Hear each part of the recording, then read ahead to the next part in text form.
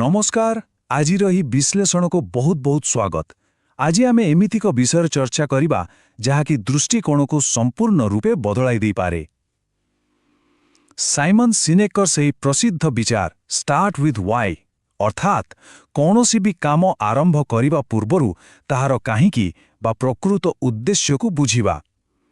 आसंतु देखिबा किपरि एक स्पष्ट उद्देश्य आमर काम करिबार प्रेरणा एवं सफलतार रास्ता को पूरा पूरी सहज करिदिए। तेबे आरंभ करिबा गोटिए मजेदार प्रश्नरु।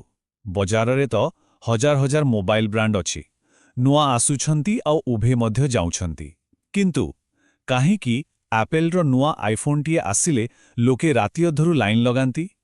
एमिति केउ कथा अछि जहा एक साधारण कंपनी को एक स्मरणीय ब्रांड्रे परिणत करे? सत कहिबाकू गले एहा केवल टेक्नोलोजीर कमाल नुहे। प्रकृत कथा हेला लोके कौनसी संस्थार काम बा सेमाने कौन करुछंती ताहा देखि किणंती नाही, बरं सेमाने ताहा काहींकी करुछंती सेही उद्देश्य को किणंती। जे कौनसी बड़ प्रेरणा सर्वदा गोटे दृढ़ विश्वासरु ही जन्म नहीं थाए। एहा केवल बाहरर चमकमक नुहे, एहा हेउछि हृदय सह हृदयर प्रकृत संजोग। आजिर एही आलोचनारे आमे ठीक एही क्रमरे आगकू बढ़िबा। प्रथमे बुझिबा एही गोल्डन सर्कल बा सुवर्ण बलय प्रकृतरे कौन, तापरे देखिबा विश्वास पछरे थिबा विज्ञान, किछि महान ब्रांडर उदाहरण, निज भितरर उद्देश्य को किपरि खोजिबा एवं शेषरे देखिबा किछि साधारण भूल धारणा वास्तव परिवर्तन। अच्छा, आसंतु एबे प्रथम विभाग आड़कू जिबा। जोगाजोगर एही मूल ढांचा जहाकू गोल्डन सर्कल कुहाजाए ताहा उपरे टिके नजर पकाइबा। एही गोल्डन सर्कल को तीनोटी बलय थिबा एक लक्ष्यस्थल भावरे चिंता करंतु। सबुठारु बाहारे अछि आमर कौन बा व्हाट, मझिरे अछि किपरि बा हाउ एवं संपूर्ण केंद्ररे अछि आमर काहींकी अर्थात वाय। आश्चर्यर कथा हेउछि अधिकांश कंपनी बाहारु भीतरकू जानती, माने प्रथमे कहिबे सेमाने कौन करुछंती, तापरे किपरि करुछंती, किंतु भीतरर सेही मूल उद्देश्य बा काहींकी विषୟରେ केही भी भावंती नाही। अथच बड़ सफलता पाई एही केंद्रबिंदु ही सबुठारु जरूरी। यार सबुठु ज्वलंत उदाहरण हेला एप्पल कंपनी। सेमानकर तरीका पूरा उल्टा। सेमाने भितरु बाहर आड़कू आसंती। सेमानकर प्रथम कथा बा वाय हेला पारंपरिक चिंताधारा को बदलाइबा। द्वितीय हाओ जिनिसकु सुंदर एवं व्यवहार करिबारे अति सहज करिबा, एवं तापरे जाई आसे व्हाट, जिसे माने कंप्यूटर बा फोन बिक्री करंती। अर्थात तांकर एते सुंदर उत्पाद गुड़िक केवल तांकर मूल विश्वासर एक परिणाम मात्र। कमाल कथा ना। एही तत्व विषय बुझिबा परे चालंतु एबे द्वितीय विभाग को जिबा एवं देखिबा एहार जीव विज्ञान अर्थात एही स्वतंत्र जोगाजोग शैली प्रकृतिरे काहींकी एते प्रभावशाली होइथाए तार विज्ञान कौन कहूछि। वर्तमान एही चित्ररे थिबा सबुठारु आकर्षणीय कथाटी उपरे टिके ध्यान दियंतु। आमर एही गोल्डन सर्किल आम मस्तिष्कर गठन सह पूरापूरी मेल खाउछि। मस्तिष्कर बाह्य स्तर जहाकू नियोकॉर्टेक्स कुहाजाए, ताहा आमर तर्क, तथ्य एवं हिसाब किताब को बुझे, जहाकि गोल्डन सर्किलर बाह्य बलय व्हाट सह समान। अन्यपटे मस्तिष्कर भीतर स्तर जहाकू लिम्बिक ब्रेन कुहाजाए, ताहा आमर भावना, विश्वास, निष्ठा एवं निष्पत्ति नेबार शक्ति को नियंत्रण करे, जहाकि आमर मूल केंद्र वाय। सीधा कथारे कहिले नियोकॉर्टेक्स केवल तथ्य बुझिपारे, किंतु लिम्बिक ब्रेन सीधासणक अनुभव करिपारे। तेणु एठारे गुरुत्वपूर्ण कथाटी हेउछि मनीष सबुबेले प्रथमे निज भावना बा इमोशन माध्यमरे निष्पत्ति नहीं थाए एवं तापरे जाई सेही निष्पत्ति को तर्क बा लॉजिक देई ठीक बोली निजको प्रमाणित करिबाकू चेष्टा करे। केवल सुखिला तथ्य बा डेटा देई काहाकू प्रभावित करिहब नाही। प्रकृत प्रेरणा पाई हृदय को छुईबा निहाती जरूरी। तेबे तृतीय विभागरे आसंतु एही वैज्ञानिक सत्यर किछि जीवंत उदाहरण देखिबा। इतिहासर पृष्ठर आरंभ करी आजिर बजार पर्यंत किपरि महान व्यक्ति और ब्रांड गुड़िक एही उद्देश्य बलरे दुनिया को बदलाइछंती। टिके मने पकांतु मार्टिन लूथर किंग जूनियरंकर सेही जुगांतकारी भाषण।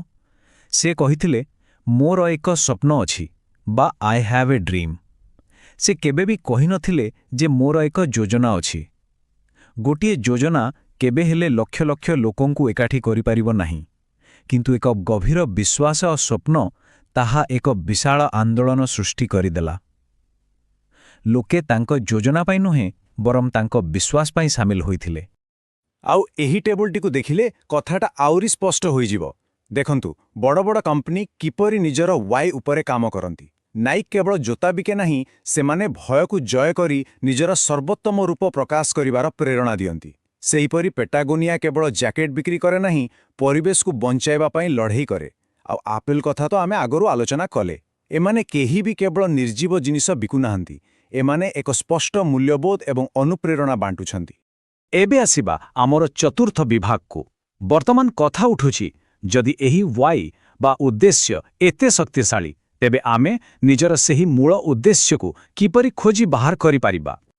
ନିଜର ଏହି ଉଦ୍ଦେଶ୍ୟକୁ ଖୋଜିବା ପ୍ରକୃତରେ ଗୋଟିଏ ରୋମାଞ୍ଚକର ଯାତ୍ରା। ପ୍ରଥମ ପଦକ୍ଷେପ ହେଲା ଅତୀତର ସେହି ମୁହୂର୍ତ୍ତଗୁଡ଼ିକୁ ମନେ ପକାଇବା, ଯେତେବେଳେ ଆମକୁ ସବୁଠାରୁ ଅଧିକ ଆତ୍ମସନ୍ତୋଷ ମିଳିଥିଲା। ତାପରେ ସେହି ଅନୁଭୂତିଗୁଡ଼ିକ ଭିତରେ କୌଣସି ସମାନତା ବା ପାଟର୍ନ ଅଛି କି ନାହିଁ ତାହା ଖୋଜିବାକୁ ପଡ଼ିବ। ଆଉ ଶେଷରେ ସେହି ପାଟର୍ନକୁ ଯୋଡ଼ି ଗୋଟିଏ ସ୍ପଷ୍ଟ ମାର୍ଗଦର୍ଶକ ବାକ୍ୟ ତିଆରି କରିବାକୁ ହେବ। ମନେ ରଖିବେ, ଏହି ମୂଳ ଉଦ୍ଦେଶ୍ୟକୁ କେବେ ବାହାରୁ ଆଣି ଯୋଡ଼ାଯାଏ ନାହିଁ, ବରଂ ନିଜ ଭିତରୁ ହିଁ ଖୋଳି ବାହାର କରିବାକୁ ପଡ଼େ। ଆଉ ଗୋଟିଏ କଥା ଏଠାରେ ବୁଝିବା ନିହାତି ଜରୁରୀ, ଆମର ୱାଟ୍ ବା ବାହାରର କାମ ସମୟ ସହିତ ବଦଳିପାରେ, ଯେପରି ଆମର ଚାକିରି, ପେସା ବା ଦୈନନ୍ଦିନ ପସନ୍ଦ। କିନ୍ତୁ ଆମର ୱାଏ ବା ମୂଳ ବିଶ୍ୱାସ କେବେ ବି ବଦଳେ ନାହିଁ।